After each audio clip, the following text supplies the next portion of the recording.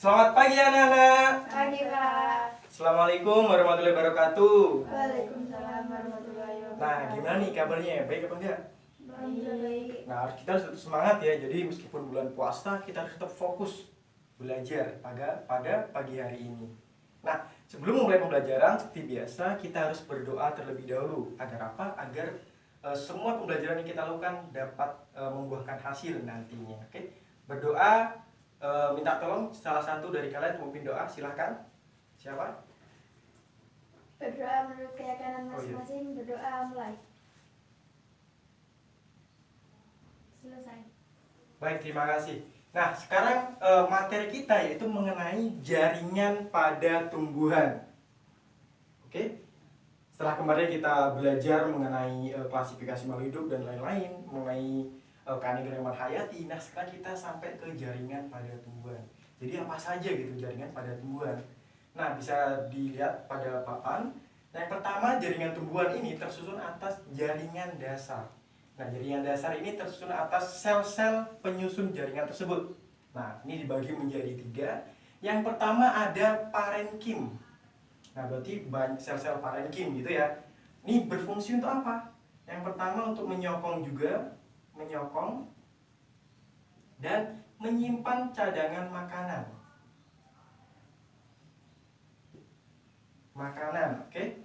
Kemudian yang kedua ada kolenkim. Nah, kolenkim ini berfungsi untuk menyokong jaringan yang masih muda. Jaringan tumbuhan yang masih muda. Nah, kemudian yang sklerenkim ini menyokong jaringan tumbuhan yang sudah tua atau lama. Nah, kemudian berdasarkan cara membelahnya, ini jaringan dibagi menjadi 2. Yang pertama ada meristem, kemudian ada jaringan dewasa. Nah, untuk jaringan meristem ini adalah jaringan yang terus-menerus mengalami pembelahan. Sel-selnya terus tumbuh, ya kan? Mengalami pembelahan. Nah, jaringan yang paling populer ini gimana saja? Yang pertama ada jaringan pucuk, jaringan apikal. Ini terdapat pada ujung tanaman dan ujung akar. Kemudian ada jaringan meristem di bagian tengah, lateral. Nah, ini itu. Nah, kemudian ini dibagi menjadi 2, ada primer dan sekunder. Nah, jaringan yang primer ini adalah jaringan meristem yang langsung membentuk organ baru, gitu ya. Jadi dari itu, kemudian yang sekunder ini jaringan meristem ini baru, yang primer, kemudian sekunder ini berasal dari diferensiasi jaringan primer. Kita udah membelah jadi primer dan berdiferensiasi lagi. Nah, kemudian selanjutnya yang kedua yaitu jaringan dewasa. Yang pertama ada epidermis, paling luar, dia jelas fungsinya untuk melindungi jaringan yang ada di bawahnya. Kemudian ada parenkim, sudah dijelaskan tadi, untuk menyimpan makanan. Kemudian ada penyokong, ada 2, parenkim dan sklerenkim. Kemudian jaringan pengangkut ada silem dan floem. Kalau silem ini untuk mengangkut dari tanah, unsur hara dari tanah ke daun. Nah, setelah dari daun dihidangkan ke seluruh bagian tumbuhan, ini mulai jaringan floem. Oke, nah dari sini apakah ada yang tanyanya? Ada yang tanyakan? Kira-kira apakah sudah paham? Iya, Pak. Oke, jadi aman ya? Aman.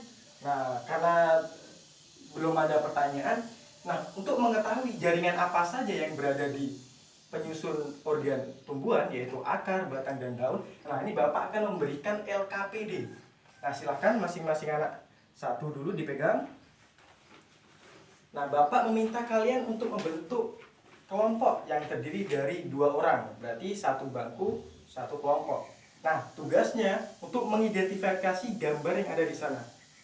Apa bagian-bagian apa saja yang terdapat pada gambar tersebut. Nah, nanti setiap kelompok akan akan mempresentasikan hasilnya. Oke? Maju ke depan, dipresentasikan, terus didiskusikan dengan temannya. Jika ada pertanyaan, dipersilahkan. Nah, Bapak akan pantau juga. Bapak kasih waktu 1 menit. Bapak kasih waktu 1 jam. Jadi dimulai dari sekarang. Oke, silakan. Nah, gimana kelompok ini ada pertanyaan? Ada yang dibingungkan dari gambarnya? Ada, Pak. Belum. Oke. Nah, dari kelompok yang sebelah sini, apakah ada? Belum, Pak. Aman ya? Nah, Aman. Oke. Jelas ya gini LKPD-nya, petunjuknya.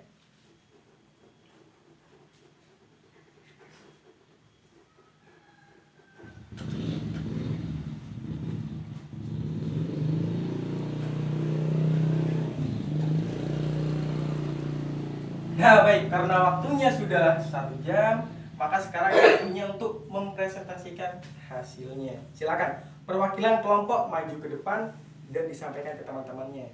Oke, siapa yang mau duluan? saya, Pak. Oke, silakan.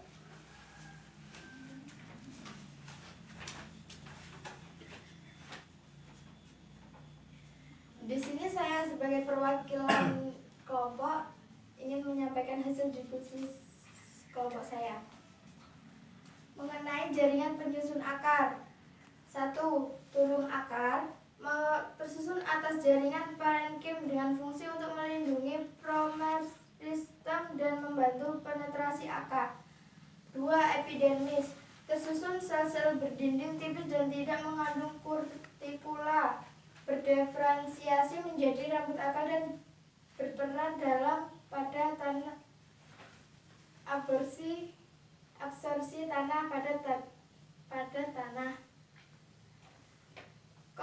Korteks tersusun atas sel parenkim dengan dinding sel mengalami penebalan oleh zat suberin. Endodermis dinding sel akar dapat mengalami penebalan berbentuk titik-titik yang disebut pita Kaspari. Stele terdiri atas pariskel dengan berkas pembuluh dan jaringan parenkim. Sekian dari saya. Terima kasih. Oke, silahkan kembali ke tempat duduknya. Nah, jadi kita beri tepuk tangan dulu kepada teman kita yang sudah maju ke depan. Yuk, tepuk tangan. Oke, sangat luar biasa sekali. Nah, sekarang lanjut ke kelompok selanjutnya. Oke, silakan. Ada yang mau untuk menjelaskan? Pak. Oke, silakan.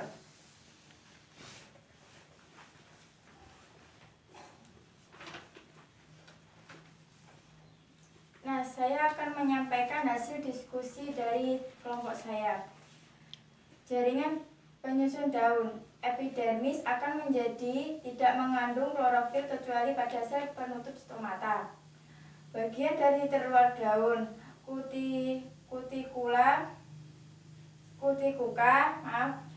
2 epidermis atas akan menjadi berdiferensiasi stomata. 3 jaringan palisade akan menjadi tempat fotosintesis. 4 pembuluh silem atau phloem. 5 jaringan bunga karang akan menjadi pertukaran gas. 6 epidermis bawah. Sekian dari kelompok kami. Terima kasih.